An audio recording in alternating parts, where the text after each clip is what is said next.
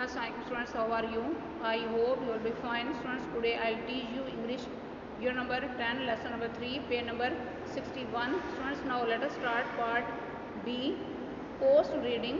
Mark these sentences true T or false F. Correct the false ones.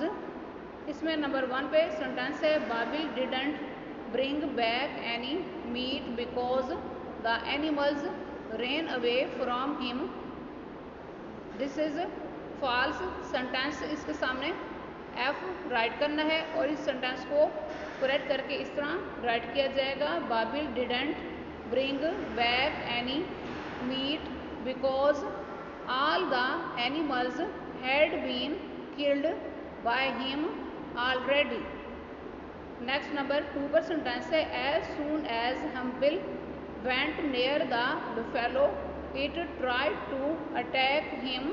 this is true sentence. इसके सामने t right करना है. Next number 3 पर sentence है the children had no good reasons for staying in the same place.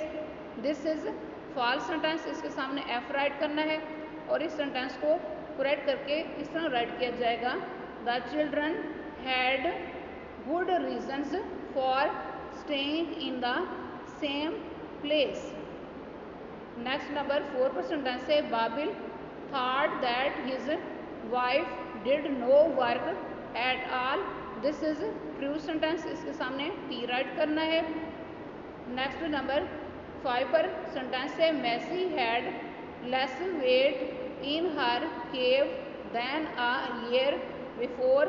This is false sentence. इसके सामने F right करना है और इस सेंटेंस को करेक्ट करके इस तरह राइट किया जाएगा Macy had more weight in her cave than a year before. Next number 6 पर सेंटेंस है the birds couldn't fly away because they had no feathers. This is false sentence. इसके सामने एफ राइट करना है और इस सेंटेंस को correct करके इस तरह राइट किया जाएगा the birds couldn't fly away because हेजी had their feathers pulled out. Students, आज का लेक्चर यहाँ कंप्लीट हुआ. I hope you will be understood this lecture.